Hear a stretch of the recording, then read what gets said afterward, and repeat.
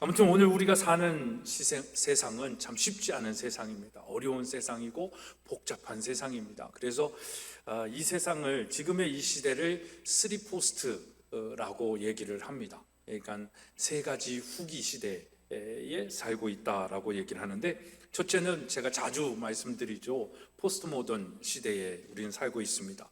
그러니까 후기 현대주의 시대다라고 얘기를 하는데, 이 포스트 모던 시대의 가장 큰 특징은 뭐예요? 절대성을 부인하는 겁니다. 그러니까 우리 그리스도인들에게, 기독교에게 있어서는 이게 참 불편한 현실이죠. 그리고 포스트 모던 시대를 사는 사람들에게 기독교는 아주 그냥 나쁜 존재라는 거죠. 절대성이 없는데, 그냥 내가 하나님이고 내가 절대자인데, 하나님만 절대자고 예수 그리스도만 진리고 구원은 예수 그리스도를 통해서만 얻을 수 있다라고 얘기를 하니까 이게 아주 불편한 시대예요. 그래서 사도행전 4장 12절의 말씀을 보면, 다른 이로서는 구원을 받을 수 없나니 천하 사람 중에 구원을 받을 만한 다른 이름을 우리에게 주신 일이 없다라고 얘기하셨잖아요. 그러니까 이 포스트 모던 시대에 우리가 절대 진리를 가지고 예수 그리스도를 믿는 사람으로 살아간다는 것은 우리도 힘들지만, 우리를 바라보고 있는 사람들은 굉장히 무례한 기독교, 무식한 기독교, 편협한 기독교, 꼰대 같은 기독교, 이런 식으로 보게 되는 거예요. 그러니까 포스트 모던 시대 자체가 복잡하고 살기 힘든데, 그 시대 속에 그리스도인으로 산다라는 것은 엄청난 불편한 현실입니다. 또 한 가지 포스트 시대는 이 포스트 크리스텐톰이라고 얘기하는데, 이건 뭐냐면 후기 기독교 사회, 기독교 문화 시대를 얘기하는 거예요. 그러니까 불과 우리가 10년 전, 20년 전만 해도 한국의 주도적인 세력은 기독교였거든요. 우리나라뿐만 아니라 2000년이 지나면서 21세기가 되면서 이게 꺾여졌고 많이 바뀌었지만, 그 전에만 해도 미국과 영국, 모든 세계는 기독교 사회였어요. 기독교 문화가 주도적이었다라는 것이죠. 근데 이 후기 기독교 사회가 되어지면서 이 문화가 없어진 거예요. 기독교 문화가 다 사라지고 이제는 어떤 세상이 되었습니까?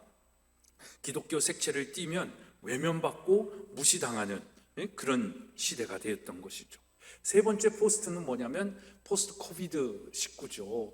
코로나 이후의 시대를 우리가 이제 살게 되어지는 겁니다. 코로나 시대는 뭘까요? 대안이 없습니다. 뭔가 이걸 해결할 방법이 없어요. 인간의 과학과 의술로 해결이 된 것 같은데, 또 어제 뉴스를 보니까 오늘 영국에서는 어제 오늘 10만 명이 확진자가 나왔다는데, 이거는 이제 델타 돌파 감염이 아니라 또 다른 이름의, 그러니까 델타의 또 다른 변이 바이러스가 나왔다, 이런 거거든요. 그러니까 이 코로나 이후의 시대는 정말 대안이 없는 시대예요. 그러니까 뭔가 답이 없는 시대에 우리가 살고 있는 거죠. 그러니까 이 세 가지 특징은 뭐냐면, 이 세 가지 시대에는 희망이 없어요. 요즘 젊은이 세대를 MZ세대다라고 얘기를 하는데요, 이 세대는요 최고의 학력을 가지고 있는 세대입니다. 그리고 제일 많이 일하는 세대입니다. 근데 안타깝게도 제일 돈을 못 버는 세대라는 거예요. 이 세대는 번아웃된, 탈진된 세대가 지금 30대, 20대, 10대의 아이들의 세대다라고 얘기를 하는데, 이 탈진된 것을 상쇄할 수 있는, 회복할 수 있는 거리도 없는 세대가 지금 MZ세대다라고 얘기를 합니다. 그러니까 이 아이들에게, 20대, 30대에게 희망을 얘기하고, 비전을 품어라, 보이스 비 앰비셔스, 꿈을 품어라, 야망을 품어라, 이런 얘기는 굉장히 사치스러운 얘기고 현실적이지 않은 이야기로 다가오는 것입니다. 여러분, 이런 시대 속에 여전히 희망을 노래할 수 있고 꿈을 품으라고 이야기할 수 있다면, 그 근거는 또 무엇이 되어야 될까요? 이제는 인간들이 해볼 만큼 다 해봤어요. 과학으로, 문명으로, 또 경제적으로, 정치적으로, 여러 가지 인간들의 술수로, 그 잔머리로 다 해봤어요. 근데 아무것도 안 돼요. 결국 우리에게 온 건 희망이 없대요. 뭘 해도 안 된대요. 그 희망을 회복시킬 수 있는, 탈진된 우리를 회복시킬 수 있는 에너지도 이 세상은 없다라고 얘기를 합니다. 저는 그 얘기를 듣고 그 책을 읽으면서 그래서 이게 기회구나 라는 걸 생각을 하게 됩니다. 인간의 노력으로는 해도 아무것도 안 되는 거예요. 상처만 있고 아픔만 있는 거예요. 공허함만 있는 거예요. 그러니까 이제 다시 여호와를 찾을 때가 도래하지 않을까라는 그런 희망을 품게 되는 것입니다. 그래서 오늘 이 아침에 호세아의 외침을 다시 한번 여러분과 함께 나누기를 원합니다. 여러분, 이스라엘 백성은요, 하나님의 큰 축복을 받은 민족 아니겠습니까? 20세기, 19세기, 20세기에 이스라엘 민족과 같은 큰 축복을 받은 민족이 있다면 저는 우리 대한민국이 아닐까 싶습니다. 다른 나라들은 뭐 땅덩어리도 많고 자원도 풍부하고 인구도 많지만 항상 얘기하잖아요. 우리나라는 그런 게 아무것도 없어요. 그런데 OECD 경제 대국이 됐어요. 이거는 정말 하나님의 축복이 아니고서는 경험할 수 없는 일들이거든요. 그러니까 이스라엘이 받았던 그 축복을 우리나라가 이렇게 축복을 받았습니다. 그러나 또 동일하게 이스라엘의 그 축복을 가지고 하나님의 영광을 위하여, 나라를 위하여 섬긴 것이 아니라 자기 만족에 취하죠. 그래서 하나님 곁을 떠나죠. 우상을 만들죠. 온갖 죄악과 세상의 욕심을 따르며 살게 됩니다. 그 결과 이스라엘은 부패와 어둠이 가득한 병든 나라가 되었죠. 바로 이때 호세아가 민족의 살 길이 바로 우상을 떠나 하나님께로 돌아오는 것이다 라고 호소를 하고 있는데, 오늘 우리도 그런 마음으로 이 말씀을 한번 되새기면서 거창하게 이 나라 이 민족이 여호와께 돌아오는 걸 떠나가지고 우리 스스로가 먼저 여호와께 돌아가고, 우리 교회가, 우리 가정이, 우리 학교가, 우리의 관계들이 여호와께로 돌아가야 할 이유를 찾고 여호와께로 돌아갔을 때 누리는 축복의 주인공들이 되어지기를 소망하고 축복합니다. 여러분, 호세아는 왜 여호와께 돌아가야 한다라고 얘기를 했을까요? 첫째, 찢겨진 상처를 싸매을 받기 위함입니다. 우리 1절의 말씀 함께 읽겠습니다. 시작.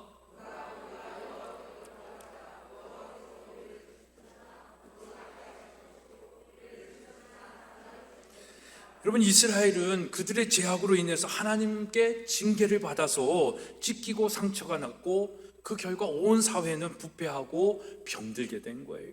그러니까 찢김을 당하고 상처를 입었다라는 것은 우리가 어떤 육체적인 것들로 상징하지만, 지금 우리는 그런 마음을 가져야죠. 대한민국이 이렇게 산산조각이 나고 정말 하여튼 자부심과 긍지가 있었던 저의 대한민국이 지금은 창피한 대한민국이 돼 있거든요. 안타깝거든요. 그게 너무나 아프잖아요. 근데 그게 저는 하나님의 징계죠. 무슨 징계예요? 우리가 우상 숭배하고 우리가 하나님을 더 잘 예배하지 못하고 서로 자기의 자리에서 판단하고 정죄한 그런 모습 아니겠습니까? 우리도 죄를 범하게 될 때에 그래서 우리의 영혼과 육신은 찢기고 상처가 나며 삶의 힘과 능력을 상실하게 됩니다. 그래서 우리 인간은요, 땅에 살면서 수많은 상처를 입지요.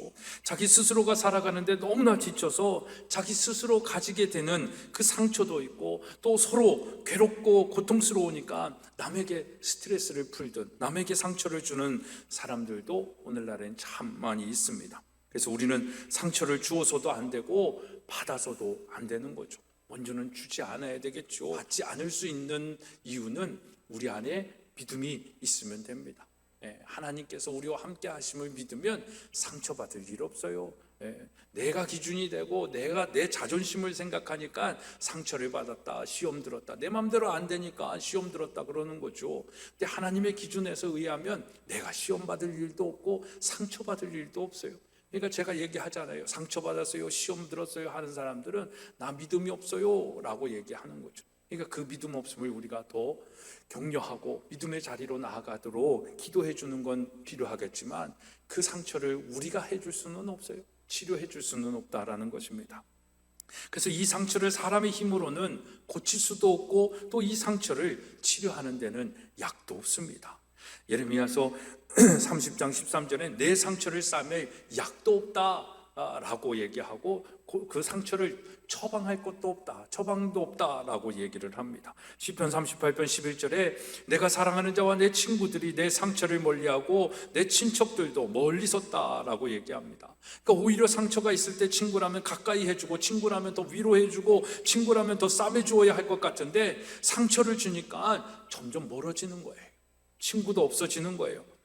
그렇기 때문에 인간의 상처는 어디에서도 치료받을 수 없고 치유받을 수도 없습니다. 그러나 시편 147편 2절 3절의 말씀을 보면 여호와께서 예루살렘을 세우시며 이스라엘의 흩어진 자들을 모으시며 상심한 자들을 고치시며 그들의 상처를 싸매시는다 라고 말씀하고 있습니다. 오직 하나님만이 우리의 상처를 싸매주시고 치료해 주시는 거예요. 왜요? 그분이 너무나 잘 알기 때문에. 왜요? 어떻게 보면 그 상처와 그 아픔은 우리를 더 성장시키려고 하는, 또 죄에서 돌아오게 하시려고 하는 하나님의 방법이기 때문에, 하나님이 행하신 일이기 때문에 하나님이 치료해 주실 수 있다라는 것입니다. 이사야서 30장 26절에 여호와께서 자기 백성의 상처를 싸매시며 그들의 맞은 자리를 고치시는 날에는 달빛은 햇빛 같겠고 햇빛은 7배가 되어 7날의 빛과 같으리라 라고 말씀을 하시죠. 그래서 하나님은 치료하시는 하나님이신 것입니다.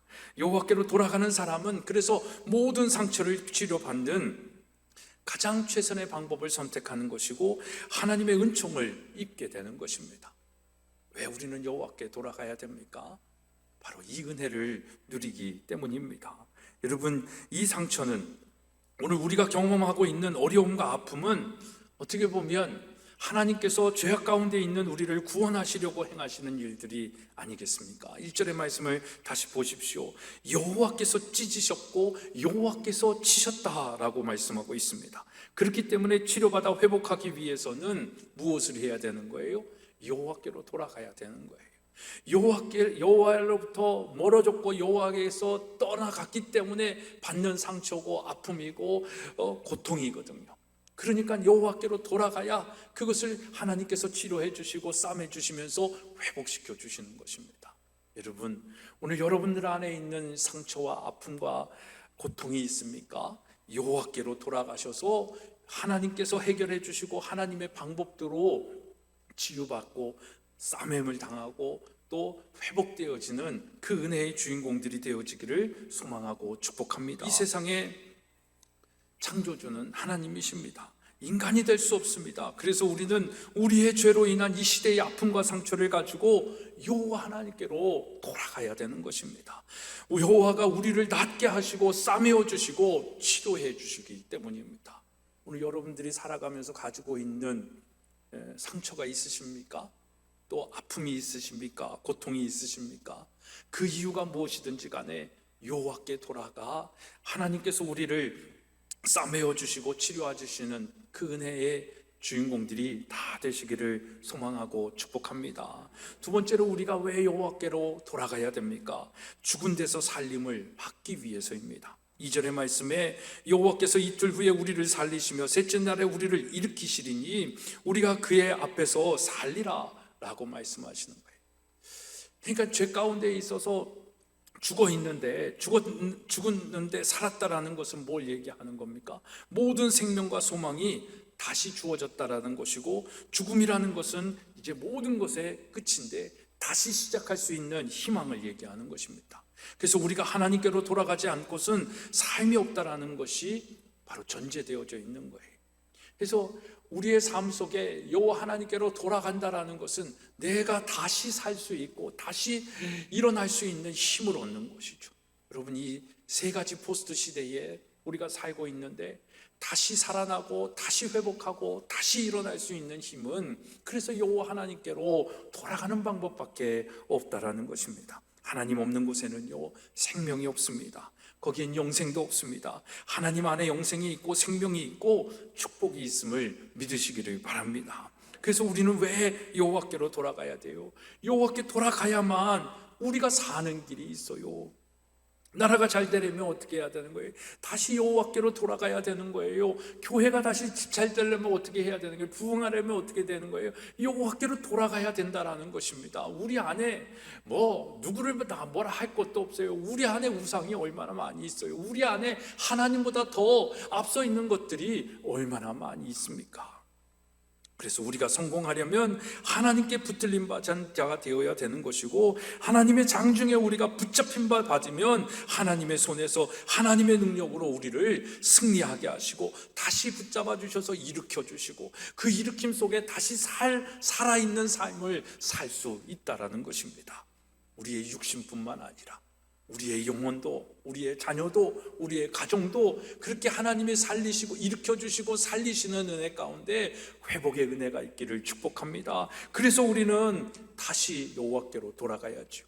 에베소서 2장 1절에 보면 너희의 허물과 죄로 죽었던 너희를 살리셨다라고 말씀하십니다.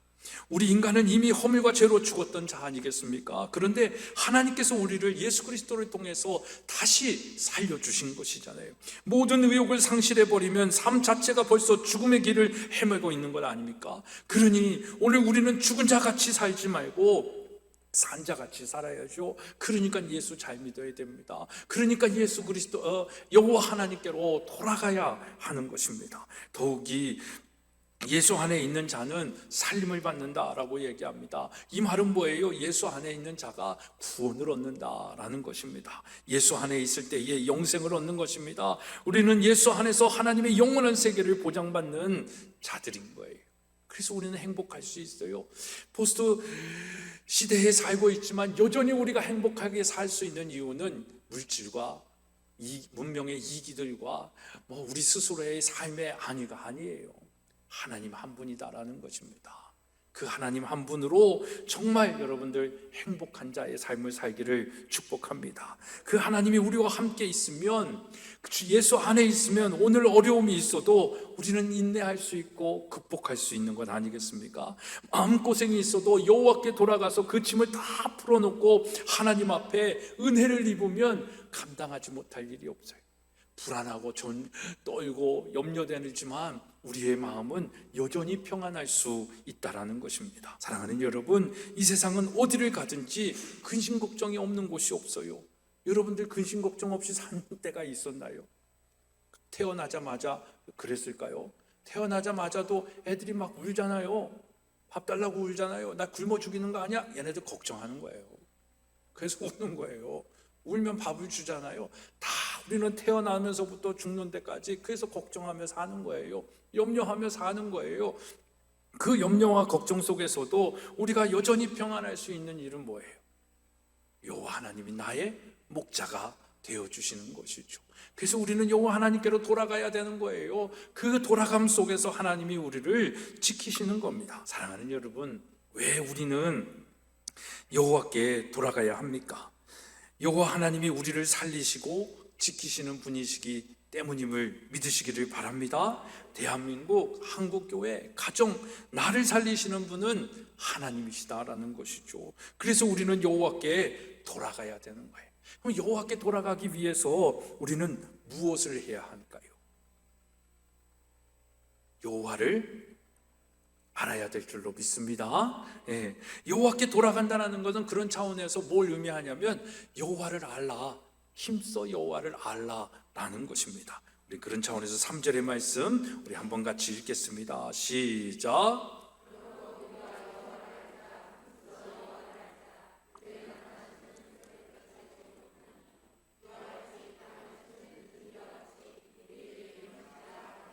여러분, 여호와를 안다라는 것은 이 세상의 진리를 아는 것이에요. 왜 그럴까요? 하나님이 이 세상을 창조하셨기 때문입니다.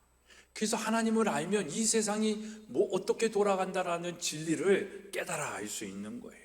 근데 지금의 이 세상의 논리는 그 여호와를 아는 것이 아니라 무지함으로 인간이 가지고 있는 그 생각으로 이끌어가고 만들어가고 있기 때문에 이렇게 타락하고 죄악이 관영한 세상이 됐죠. 근데 여호와를 안다라는 것은 하나님이 창조하신 이 세상을 안다라는 겁니다. 그래서 이 세상의 진리를 아는 것이죠.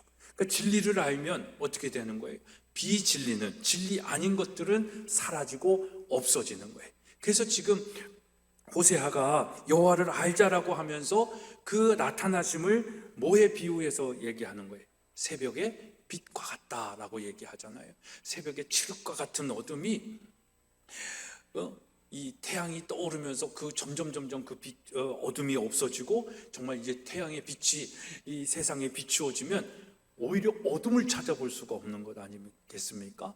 그러니까 여러분, 빛의 특성 중에 하나는 빛은 무엇과 공존할 수 없다? 어둠과 공존할 수 없는 겁니다. 그러니까 우리가 진리를 안다라는 것은 그 빛으로 우리가 이 세상을 살아가는 것이죠. 근데 우리가 그 진리를 알고 빛으로 살아가면 이 세상에 비진리, 어둠의 것들이 물러나가는 거예요. 근데 물러나가지 않죠. 더 어둠이 더 많고 비진리가 더 막 진리를 더 몰아내는 세상 속에 우리가 살고 있잖아요. 그렇죠? 그 이유가 뭐예요? 우리가 아직 연약한 거예요. 우리가 아직 믿음이 없는 거예요. 우리가 아직 빛의 사명을 감당하지 못하는 거예요. 그냥 교회는 다니고 있고 목사라는 타이틀은 가지고 있으면서도 아직도 먼 거예요. 그러니까 뭔가 좀 우리가 하는 것 같고 나보다 조금 더 하는 사람이 있어서 와, 대단하다, 진짜 우리가 참 본받아야 돼 라고 생각은 하지만 하나님 보시기에는 100가지 중에 90가지도 안, 10가지도 안 하고 있는 거죠. 10가지 정도만 하는다고 얘기하는 거예요. 90가지를 못하고 있는 거예요. 90가지를 더 해야 이 세상에 어둠들이 없어지고 진리가 더 팽배하게 나타나는 것인데 그러지 못하는 것이죠. 그리고 우리가 더 뭘 해야 되는 거예요? 여호와 하나님을 알아야 되는 거예요. 우리는 여호와 하나님을 아는데 알고 싶은 것만 아는 거예요. 나에게 지금 도움이 되는 것만 알고 있는 거예요. 나에게 필요한 것만 알고 싶은 거예요. 근데 정작 하나님이 우리에게 알라라고 얘기하는 건 뭐예요? 우리의 자아의 죽음이에요. 우리의 욕심을 다 내려놓는 거예요. 이 땅에서 우리가 추구하고 가지고 싶고 소유하고 싶은 그 모든 것들을 다 내려놓는 거예요. 그리고 제가 갈라디아서 2장 20절의 말씀을 자주 말씀드리잖아요. 이제 내가 사는 건 내가 아니에요. 내 안에 누가 사는 거예요? 예수님이 사는 거예요. 예수님처럼 사는 거예요. 이름은 조용래인데 내 안에 모든 인격과 성품과 그 삶의 비전과 그 하나님의 목적은 예수 그리스도와 동일한 거예요. 아멘은 하지만 정작 저에게 그게 몇 퍼센트나 되냐라고 물으신다면 저는 1%도 안 된다라고 얘기할 수밖에 없을지도 모르겠어요. 여러분들 스스로에게도 그걸 물어본다면 그게 1%가 2%가 되고 5%가 되고 10%가 되고 50%가 되고 60%, 적어도 인간이 만들어 놓은 합격선 60점은 돼야 되지 않을까요? 기독교인으로서 내 안에 예수님의 살아계심이 복음을 지키고 말씀을 지켜 행하면서 사는 퍼센테이지가 50%에서 1%라도 좀 더 가야 되지 않느냐. 60점을 맞아야 보통 아이들이 합격했다라고 얘기하면 60점은 맞아야 되지 않느냐 이거죠. 그 알미 진짜 알미죠. 우리가 아는 건 부분적으로 아는 거예요. 우리가 아는 건 듣고 싶은 것만 듣는 거예요. 그러니까 위로받고 싶은 거면 위로해야 되는데 왜 위로하지 않고 계속 죄인이다라고 회개하라고만 하느냐라고 현대 그리스도인들은, 교회 다니는 사람들은 불평하는 거거든요. 그래서 이 진리라고 말씀을 하셨는데 이 진리가 빛으로 새벽빛같이 이 어둠 가운데 점점 많이 확장되어질수록 그 어둠은, 비진리는 물러나가게 되는 것입니다. 예수님은 요한복음 8장 12절에서 나는 세상의 빛이니 나를 따르는 자는 어둠에 다니지 아니하고 생명의 빛을 얻으리라 라고 말씀하시고, 또 요한복음 1장 5절에 빛이 어둠에 비치되 어둠이 깨닫지 못하다 라고 말씀하고 있습니다. 여러분, 예수님은 생명의 빛으로 이 땅을 조명하고 있지만 사람들이 어두우니까 깨닫지 못하는 거예요. 그래서 주님이 빛으로 비춰주시는 거예요. 근데 인간들이 이 빛을 만들어 보려고 하는 것이죠. 이 진리가 되어 보려고 하는 거예요. 근데 인간은 진리가 될 수가 없어요.